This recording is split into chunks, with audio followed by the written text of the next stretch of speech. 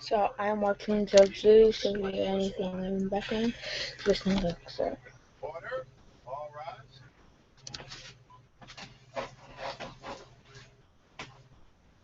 Yeah, this is case number 570. Twice this morning, seated MS. Miss Anderson, Mr. Davino and you have a child together. Yes, that's correct. That has been removed, That's what you claim. I gather you had a relationship that lasted a reasonably long period of time. Is that right? Yeah. How long? About 10 months. How old is the child? She is 7 months. The relationship terminated while you were pregnant? We were together until I was about 8 months pregnant, and then at that point, he was arrested on charges against me regarding domestic violence, which involved him holding a loaded gun in my head while I was 8 months pregnant. I feel like But you lived together until you were 8 months pregnant? Yeah, and then this happened. He was intoxicated and came home and just decided to make the choice that put him in jail. And if you read the transcript, and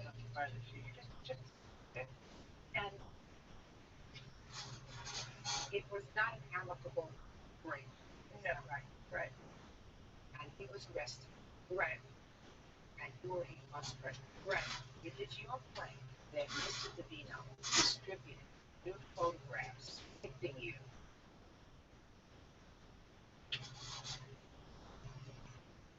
Time is the overseer of all things.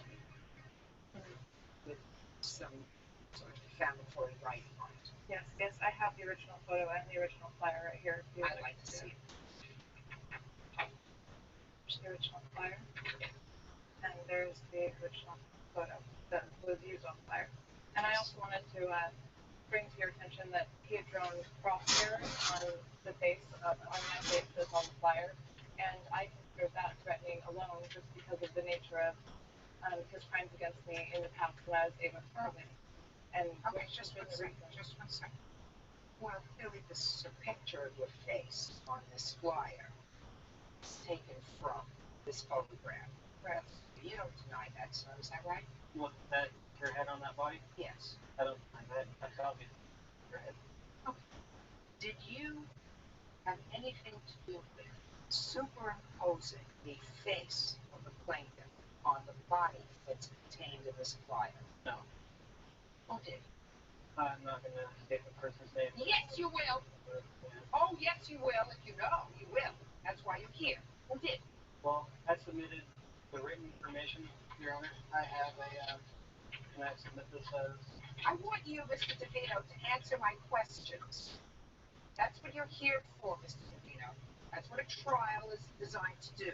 Okay. You say that you did not superimpose the face of the plaintiff, I'm speaking, the face of the plaintiff on this flyer, but you know who did. So I want to know the name of the person who did. I wasn't there when it was done, Your Honor. I submitted the photograph and the... You submitted the photograph to whom? I have to tell you the person's name that did it. Do you understand? I would like Just, you know, the questions are going to get harder for you, sir. I'm telling you, they're going to get harder. I'm going to find out how this got made, if it was in fact distributed, and then I have to make a determination if there is any liability on your part. Do you understand? I understand, Your Honor. So let me hear the name of the person. Since you know the name of the person who created this image, my next question is how do you know that person and what participation, if any, you had in creating this flyer? It doesn't necessarily make you liable to the plaintiff, but it's a start gathering information. You understand, Mr. Savino? Yes, ma'am. Name of the person. Casey. And how do you know Casey? She is a friend of mine and an ex-friend of hers. Now, Don't tell me tell my me shit. friends are. Listen to me. I don't want to hear from you now. Now I'm talking to Mr. Savino. You understand? Yes, I understand. How did you or Casey come into possession of this photograph, sir? I received it from plaintiff after the child was born when I was in jail. How long did you spend in jail? About 5 months. And that was on the plaintiff's complaint? Yes. What did you do with this photograph either while you were in jail or after you were released from jail? We had a show coming up. What kind of shows? I play in a band. That's a flyer for my band, for the show that we played. And I submitted to her the written information that you'll see highlighted on that flyer. And I also submitted the photograph, and she laughed, said she was going to do something funny. She was going to create a flyer for your band Yes. to advertise. She actually collaborated with some of the other band members. Casey was going to, at your request, create a flyer for an upcoming concert of your band. Yes. And was she going to create it with input from you or with no input? She did it on her own free will. I want you to be very, you do not look like an unintelligent man. That I'm not. Was she going to create this flyer with input from you or without input from you? Well, I submitted, like I stated, the written information that's contained on the flyer highlighted. Oh, how did it come about with regard to creating this flyer? You turned over to Casey the plaintiff's photograph. I want you to be very careful about the answer to this, and I want you to believe me that some people are tall, I am not. Some people have flowing hair, I am not. Some people are very statuesque, I am not. I was blessed with a crystal ball. Made up my lack of height. So I want you to tell me how it came to pass that Casey came into possession of this photograph in relation to her preparing this flyer. I gave it to her. And what did you say to her when you gave it to her? I told her to do whatever she wanted with it. Now, when she concluded her work on the flyer, she submitted it to you for your approval. Right. I received a stack of the flyers, Your Honor. And what did you do with the stack that you received? I did what I would do with the flyers for my band. I gave them to the show. Okay, and when you gave them to people, you provided, according to you, Casey with the highlighted information, but not the words "will have sex for beer." That's not my handwriting. That you did not. I have So it then, down. shut. Did I ask you for a question? No, you didn't. This you allege Casey put in on her own. Is that right? Yes. But when you received the flyers in order to distribute them, these words, "will have sex for beer," were on the flyer. Yes. So you knew you were distributing a flyer with plaintiff's face and these words. Why did you do that? Well, Your Honor, you don't know the defendant the way that I and a lot of other people do. And she's known in town as narcoleptic beer slut. She has sex with everybody. And when I met her, she was drunk, not drunk true. off the junkie. And Please. I would, that would depend. Real cases, real people. Judge Judy. Sally Anderson says ex-boyfriend Bruce DeVito Jr. defamed her character with a slanderous flyer. Bruce says Sari has no character to defame. Go ahead. I was actually going to bring signed affidavits to people, but I don't think so. I know, that's why I didn't bring them. But, I was supposed to have people here to testify to that.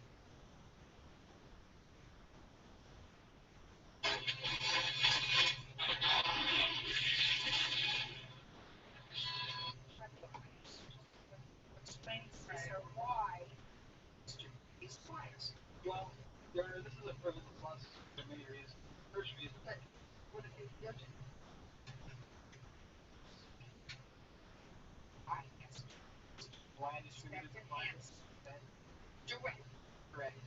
Why did you distribute them with a picture on a body, which is a woman's body that also contains a penis, with words that says of sex here? For two reasons. That's A couple of reasons, actually. The first reason is I thought it was funny because her character can't possibly get any more defamed than it already is in our city. okay. The second reason is because in the People vs. Larry Flynn decision, he basically earned the right to do that by Supreme Court decision. And the third reason is because she really is a narcoleptic beer slut. Did you go to law school, Mr. Steve? No, I didn't. Well, you know, why I give you a short course first now. Because I think you are an insignificant, low-life piece of crap. And I'm going to tell you why, sir. You have yet to go to court to determine whether this baby is a biological child or not. But I that matter. And you must, yes, it's not a low-life, amoral piece of crap.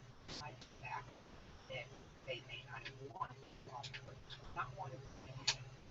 That this was a child, and the child's mother, to take on speaking, the child, to do anything to embarrass a person who could be a mother of your child. So that the following is clear. You are not a journalist. You are not in a business publication. Don't think you're which gives him some license. You purpose of the battery is to perform the ban. Part of that function does not include First Amendment rights to export other people in order to promote your individual entrepreneurial entertainment invention. And you chose, based on being convicted, because you spent 5 months in jail, to furnish cases with the ability to use this photograph, which was not sent to you for that purpose, or to incorporate it in something and advertise your product without her consent, and did so in the most exploitive way. That makes you a low-life, immoral piece of crap. The plaintiff is suing you because here you acknowledge that you distributed this. Now, the fact that Casey, you said, prepared this, she was also both a royal piece of crap, but she is not here. Tell her that. So you can relay that to her for me. And the only thing that I can hope for you is that they will show their disgust. Right? I'm speaking. Show their disgust and disdain you by never going into your band ever as just a public statement that they will not tolerate somebody exploiting someone else because of viciousness. And so I hope that your band goes dry. Judgment for the plaintiff, the amount of $4,000. That's it. Nobody has the right to do what he did to me for any reason. Because they're angry or spiteful or whatever. Positive fairness. That's he's angry because I don't want to be with him. I love my daughter, but I feel unfortunate that he is, given a picture. I'm embarrassed by the fact that thing is the mother of my child, which hasn't been proven yet. I just think that's pathetic. And now the next case. All projects are matter of Moss versus Parks. Step forward.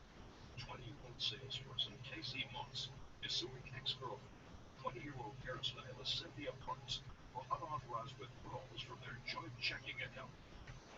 Mr. Moss, you and Mr. Campbell dated for a long time. Is that right? How long? About 4 years. And there came a time that from the December where I said, hope did it, hope joint checking account. Correct. How far into the relationship did you open this joint checking account? Well, I had the account about 2 years previous before she had the account, so after we had the account. And it's your claim that you broke up, she didn't have a checking account. I wrote another check that bounced. Is that right? Not sure.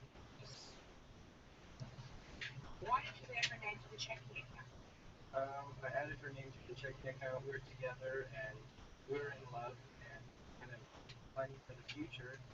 Maybe save money. I was also saving money to actually move out of the house and maybe have financials to go to school and things like that. Trying to save up. Well, that's good. You still didn't answer my question. Why did you add her name to your account? she actually asked also if she could be added to the account. And you said, I said, yeah, no problem. We're together. I was trusting her. no, And you said no problem. yeah, So then it's your joint checking account.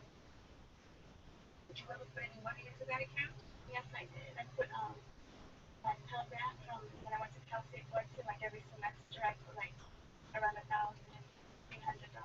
I just want to know, you did also put money into that account. Yes, I did. You took it out, and I put you were together, lived together, and did you live You know, together? we live together, we live separate. You lived separately at a joint account.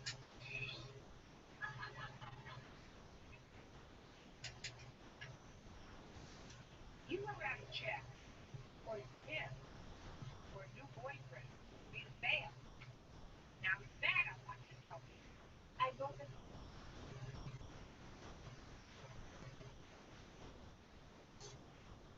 the all-new 16 Chevy Malibu, dramatic in form, function, and safety, with available team drop checks and available funds. But when he got out, he paid cash for it, and he stopped that check. Like they didn't cash the check, and I have the receipt right here. Why would you use that money for that purpose? I love him, and You love who? Jailbird? Huh? it's not a jailbird.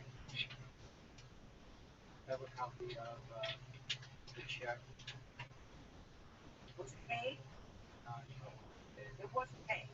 $940. Didn't want to pay the check. It was a little too much amount. I have two other checks that she wrote that did go through to Albert's Save on Drugs. Listen, I was just curious about this. So they did not pay the check for $940. Okay. Mr. Moss, this is not a very difficult case. Very easy case. For 2 years that you've had this account, you had your money in the account. I went to the job and I can't. Doesn't make a difference. You were the only one who had access to the account. It's your money. As soon as you added her name to the account, paying commingled funds. There are courts for people who are married, but there are no courts for people who are almost living together in love and done things like buy things jointly, put money in joint accounts, take out credit cards together. we had broken up and I didn't ever cancel the account That's your fault. because she said that she was going to that it was just a break. We hadn't totally broken up yet. Mr. Moss, aren't you following me, sir? You have the ability to go into that account and clean out the account. Correct. She has the ability to go into that account and take out all the money. But she is a joint owner on that account. You don't get your money back.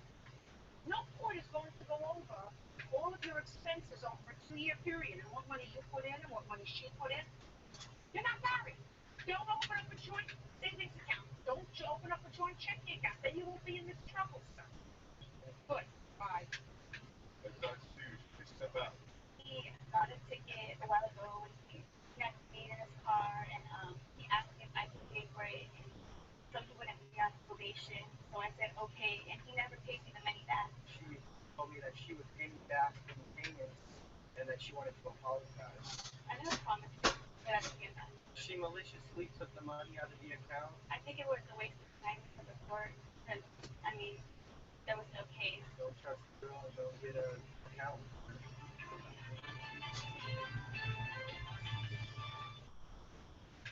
A customer assaults a waitress. She grabbed me, slammed me up against the wall, started punching me, hitting me, scratching at my face. But claims she's the victim of racism. She says, never know when to leave. That's why nobody wants you people around. Which one of them is to blame? She said that you were so. Maybe she was making such horrible racist remarks. Judge Judy. No one likes to be labeled with names. You are about to enter the courtroom of Judge Judith Scheinman. The people are real. The cases are real. The rulings are final. This is her courtroom. This is Judge Judy. 26-year-old witness Michelle Buchanan is suing 52-year-old homemaker Margaret Sykes for assaulting her at work. Margaret says Michelle was using racial slurs. Order. All rise.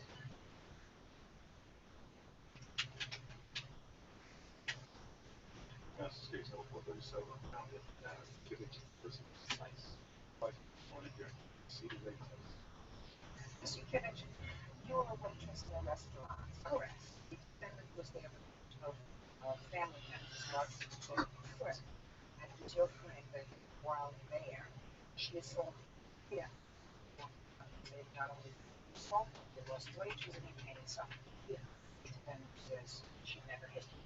Were you the person who was serving the defendant's group? No. Tell me what happened. Well, that party had been sitting there for a while, and they were drinking a lot. And I was in the section that was like part of the end. I had a couple of tables there, and throughout the days, they were having problems. My tables for the large party. Large party was getting out of control, standing out, backing into my tables. And I believe that woman right over there was smoking in the non-smoking section. And the table had asked me, tell the woman to stop because it was bothering them. They were in the non-smoking. She was just standing in the non-smoking. I walked up to her and I said, "Well, ma'am, you can't smoke non-smoking." She then did me very specifically, and what did she say? She said, "We're leaving. You can't tell me when to leave or what to do. I can stay here as long as I want, do whatever I want." I said, "You can, ma'am, but you can't smoke here." And she didn't say the same thing, call me something like you like screamed off, let off. I said, "You know what? If you want to be a grumpy-old woman, be a grumpy-old woman, but do it somewhere else." And I walked away because I knew that the situation was going to get out of control. So I went to go tell my manager what had happened. And as I was walking around, she came running up to me, excuse me, you point, point. That's her. Ran me up against the wall like this, started punching me, kicking me, scratching at my face, or something, and slamming me up against the wall. I freaked out because I've never seen this before in my life. Luckily, there's one of my coworkers stepped in between, and she's reaching around me now, punching like this, kicking, and that's when I looked down the way at my section. There was a pull-out ball. That large party of nerds, and they had tables thrown over, broken bottles. One of my customers was on the ground, and they were kicking him. He was bloody from head to toe. At that point, I don't know where she went, but I ended up running because I didn't know what to do. It was like a fight. Instead of something, I took off running outside because I was like, I'm getting the hell out of this situation. I have some pictures here, and I have the medical film. They're not very. She did something at the wall, so like a lot of it was back of my head.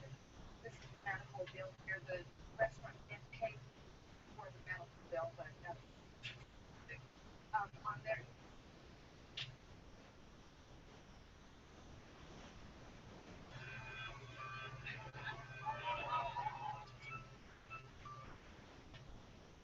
Wait, what?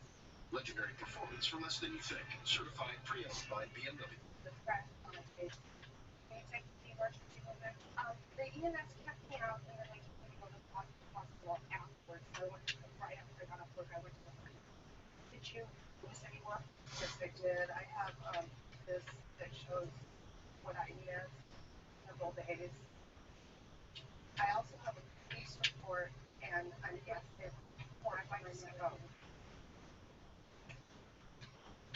This is for incident report. There's also a statement from Margaret on that day in there that it was an incident report. I did highlight a statement.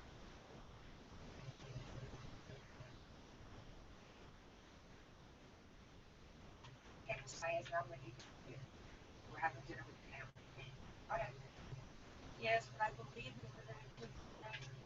What she's saying is not at all the incident I was involved in. We were a party of 25 generations. The incident, the way it started was as I was walking down the house, she was walking out ahead of me, and Wendy was walking out ahead of me, and I fell off the house because I saw that they were having words with each other.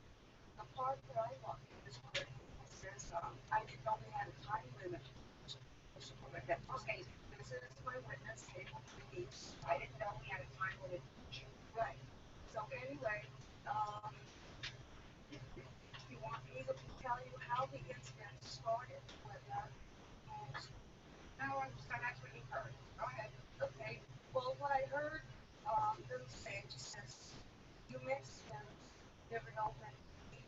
I work for the medical that's just a second. So that, okay, just a second. So that's what you say, heard her say to your niece. Yes, who makes sense, and then on my sleep, Hazel says, we've had a time limit. And she says, yes, that's why you don't want people around. And she told her. And then she proceeded to light a cigarette because she would get on the way out. And she tells her, we can't smoke here. It's not a smoke area. And then she says, and besides, it just jealous if I might stand from the blonde and turn around and walk down. Okay. So, like blood started boiling, but my daughter read because this is friends, this is conversation that we had seen her mom. So then afterwards I went looking for her. I felt she was being very rude. I approached her. I was on my way to approach her. Discuss the situation. I put my finger up and to make the point. The two bus boys is something that I'm glad, and I do have some injuries, some disabled. I'm on disability. I had no conditions on my head, on spondylosis. You have the wrong side. This is been I've had 6 surgeries and I fibromyalgia and all this stuff. Anyway, so I can't move. I can't do that. Closer, the bus boys jumped me before I even scored. And they pulled my arms back and caused a great deal of pain for me. So I started yelling and screaming, let me go. So my son saw this. He came over and says, I'll take her out. Don't worry about it. So he got me by the arm and we went out. How do you think she got the scratches on her face? I have no idea. As a matter of fact, if you don't mind, I'd like to see the pictures because APD and the fire department where they checked her. And, according to the police report, it says that it says battery, but they didn't arrest me. Had they found any marks on her or anything, and it's an assault, they would have arrested me. They didn't arrest her that I would have a charges. They didn't even arrest for the assault because we had to know. Real business, real people. Judge Judy. Witness Michelle Buchanan says she was assaulted on the job by customer Margaret Seiss. Margaret says Michelle insulted with a racial slur. So my question was, why didn't you press charges on her? Is there any reason? Oh, I had to pay 45 days to police for it. Seriously. And then I was waiting to go down and start this.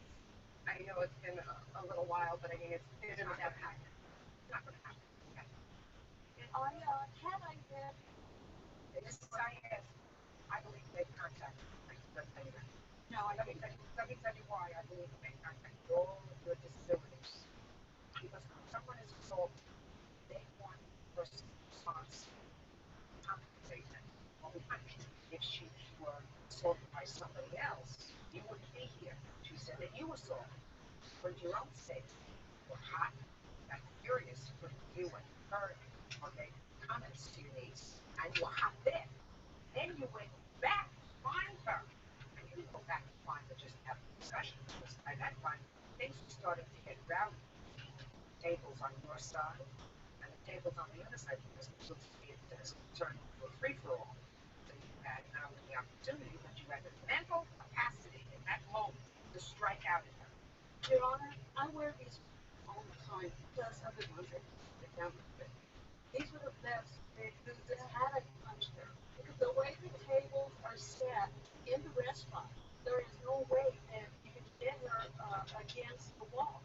And on her police report, she says on there that I was smoking, that I was seated in a non-smoking area, which I wasn't. Please tell me the whole story. And Or can I get it? no, she says that she came back and she didn't talk to me. The story that you both told today, I told you that the police, in the course of taking down a report, may not get everything right. But the stories that you both told me today were consistent regarding what happened with your niece. She told her not to smoke.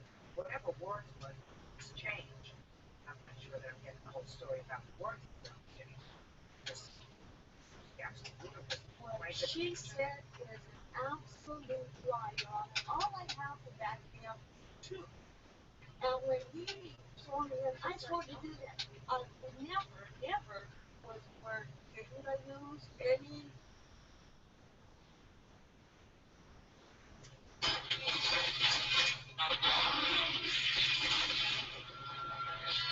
Nothing like that was ever said. I don't know where she got this. Just a minute. According to the word you said. Oh, just a minute. That's what I'm saying. Was said by your niece. Yes. That's what I'm saying. I'm telling you the truth. Yeah, I believe that. What I'm telling you, Miss Saez, is that what the police took down quickly in their notes did not reflect what happened on that day. Was basically she told her not to smoke. They get into the words. You're only hearing words that they're getting into. Decided to have a confrontation with her, which you did. You not only decided to have a confrontation or at that moment that you heard it, but you got rid of your mother or your aunt or whoever else it was, and you went back to find her. Again, went back to front. Because according to you, Miss Syed, you were boiling what you heard her say. And then you went to find her. That's what you said. You said, I went to find her. Because she was making such horrible racist remarks. And unless someone is there at the receive those names, they're not there. The other end will never know how you feel humiliated.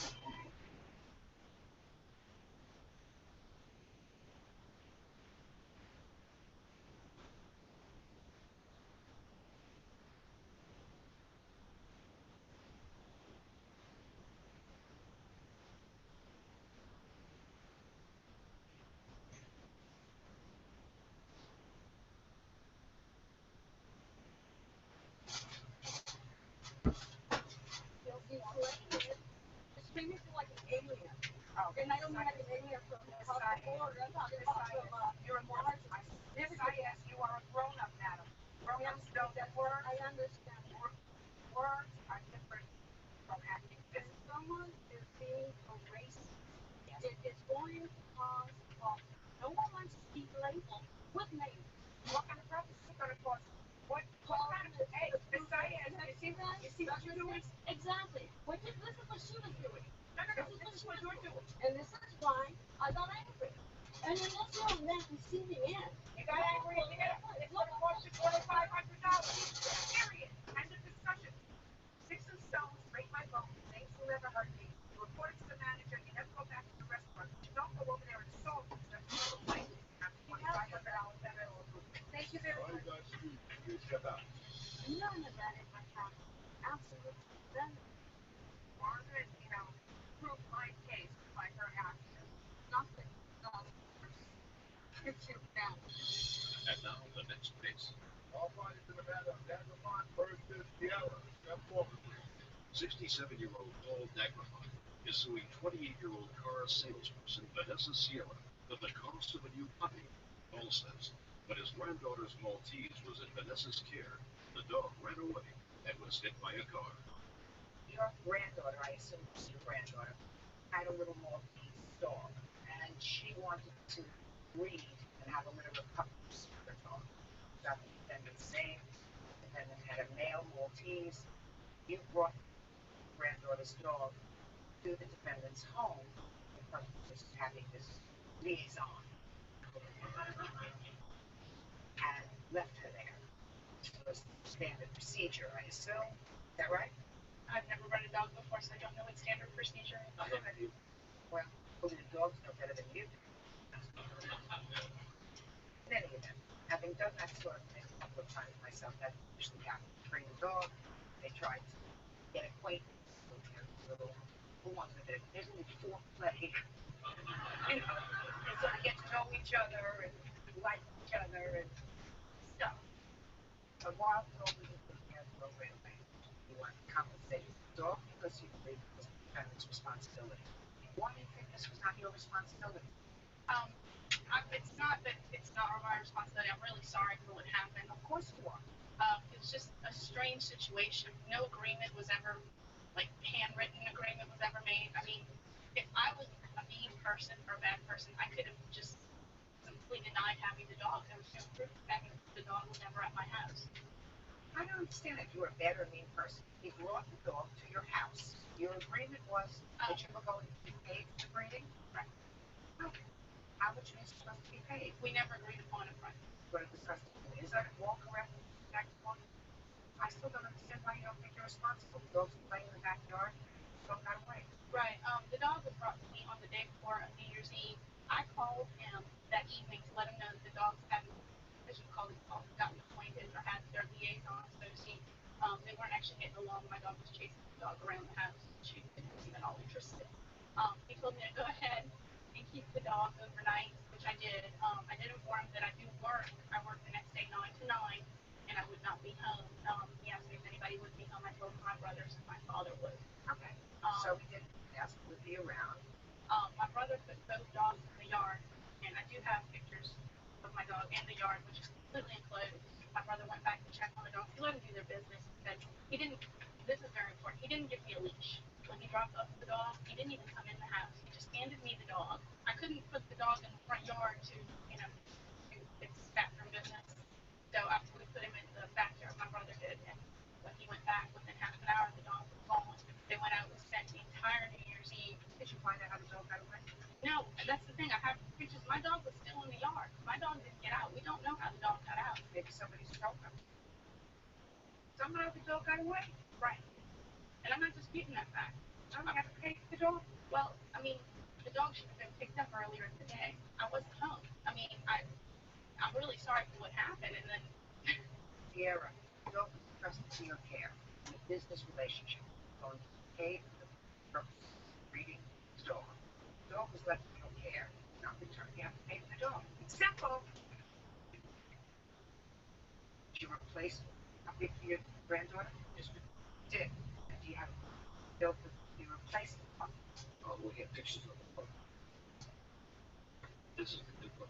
This is the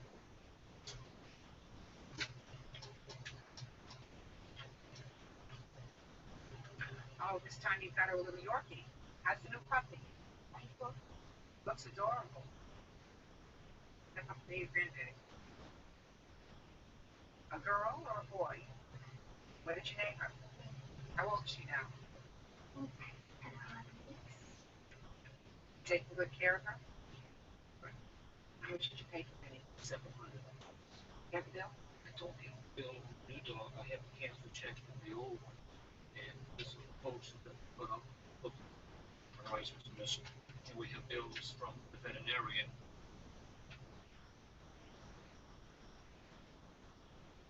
Time is the overseer of all things. And they require baby shots. Okay, let me see the bill for Maltese, please. And the vet shots. We put 150 of these posters out in the neighborhood looking for her. When we finally found her, and she was Should get my phone? I assume that somehow she got out. They had stolen her. I don't, like I said, I have pictures of the yard completely enclosed. Well, maybe your brother accidentally opened up the front door. I don't know. All right. Cost of the dog was $625. All the vet bills with the cost of the dog come to $1,011. Check with the plaintiff. I'm glad you got your puppy. Please excuse me, step out. In all fair and honesty, I was solicited. I never solicited anyone, and it was an accident. I felt that she should have called us first of all when the dog was first missing instead of waiting a day and a half. I will never breed another dog again. Make sure that it's breeder and that she has bred other dogs.